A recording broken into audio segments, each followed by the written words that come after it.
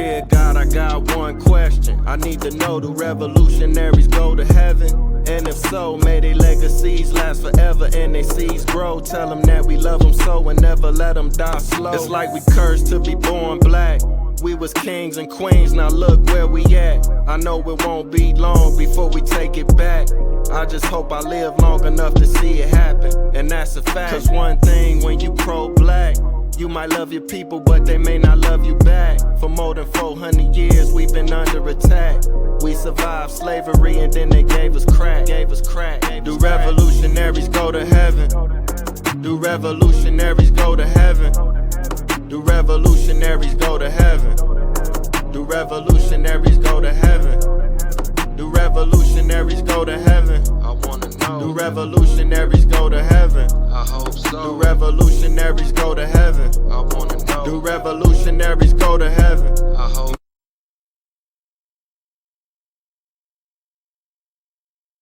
So now, what you do, play game? What's good, King? How you feeling? I ain't making no noise. Slow motion, fast money, baby. Slow motion, fast money. Man, OG first and foremost, five today. Go get that shit. That's it. Was good though.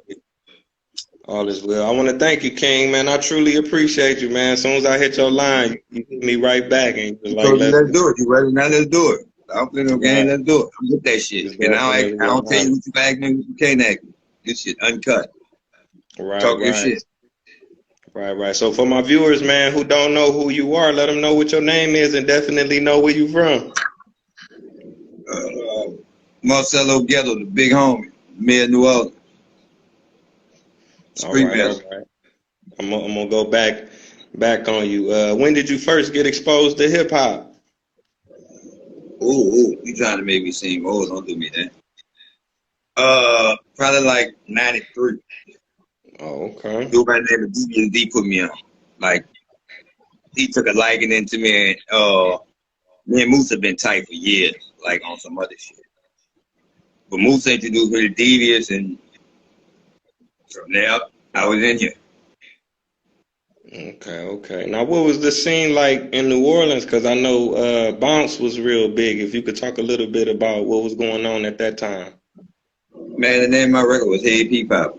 So you know what was going on. That's the name of the record. The first record I ever did in my life was Head Peep Pop. That's why I felt some kind of way when the first single from Pete was How You Like It, baby, because I felt like I was doing like they were trying to push me into a bounce era. Okay. Now, how did you connect with No Limit then? My partner, my best friend Dodo, and my godfather Victor, they was real tight. So we gave him a compilation with like everybody on it. He was like, whoever the dude is on that number, and that number, let's do a single on him instead of doing the compilation. And the dude just happened to be me. Okay. Now, what year was this? Ooh, yeah. 99, right into 2000. Okay, right. So No Limit was coming off that big year. I know 90, I think it was 98. They dropped like 20, 30 CDs or something like that. Yeah, that was a motherfucker back then. Yeah, they was on fire for sure. But what area of New Orleans did you grow up in? Did you move around or did you come up in one specific area? I'm from the Magnolia. A lot of people think I'm from the Calio, but I'm from the Magnolia. But I ran through the Calio, so like the Calio, like my second home. But I be everywhere. You know what I'm saying? Right. Like this bitch ain't from the block long, and I run through this whole motherfucker. Right. So I was gonna ask you, what was it like growing up in the Magnolia? You know, you hear a lot of things from the outside. You know, we see things on TV, but what was it like? You know, from your perspective. I mean, you gotta think I'm from a different era, so like, it's what I would say is different now. You know what I'm saying? That how I grew up, this shit way different than how I grew up. The way I grew up, our project was a family. You know what I'm saying?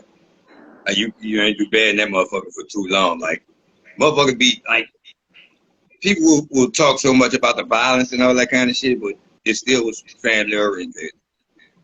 Like, I grew up in a different era. I grew up in the era where motherfuckers wanted money. It wasn't on, motherfuckers wasn't just killing to get no names and all that kind of shit. Nigga wasn't on it. Like, we saw a lot of money, so everybody was trying to get money.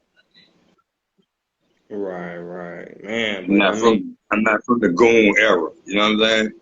That shit Mm-hmm. different now. I mean, I don't knock it, but that's just not the era I'm from. But I Right. think all that shit plays a part into what you come up around, like, right? Because a lot of Mm-hmm. them the dudes, that's what they come up around. I ain't come up around goons. Any goon I came up around, nigga had a whole lot of money. And he was trying to push me out the street. This is a day and a time where niggas be trying to push them to dudes in the street, lying to them like they street and all that kind of shit. It's just a new era of shit. Everybody be trying to blame it on the youngins. Got a whole lot of shit to do with them old niggas too. Yeah, you pull up J Rock, you know where I met him in the hole, baby. I That's can my dig it. nephew. I fuck with the young niggas. Oh yeah, shout out to him for sure. Big shout out to the Magnolia because man, there's so many talented and creative people that done came, out of that community, man, and that's just amazing. You know what I'm saying? That was at that time though. Like that shit everywhere now though. Like I ain't never saw this much talent in the city. Like this bitch really on fire. Like I'm telling you real talk. Like this motherfucker on fire is a whole lot of time. Yeah. And like as in then, yeah, pull up J Rock. You can pull up. You know where I'm at him in the hole. But as in then, it was like people from selected areas. I guess Yeah. we was on that because the people like KLC and Chill Will. Like we saw them dudes coming up and like Mm-hmm. and also I can tell you something else, UNLV. UNLV show like street niggas that the shit really worked. Like we watched them dudes really get money out of this shit. So once we start seeing that this shit really worked, it was easy for a motherfucker to jump into it. Like you gotta see some money. You got like once you see a motherfucker making some money out of something that you like, it give you a whole that shit the inspiration be different. So we start seeing them dudes really getting money. Niggas like, yeah, y'all getting money out rapping that gangsta ass shit. All right, I can go ahead and try this shit a little more. I can hang more in the studio than I hang in the streets. I can dig it. I can dig it. But man, I mean, if you think about it though, New Orleans really that's been a mecca for music for more than 100 years. Y'all been making music in the 1920s, the blues, the jazz. So it really ain't, you know what I'm saying?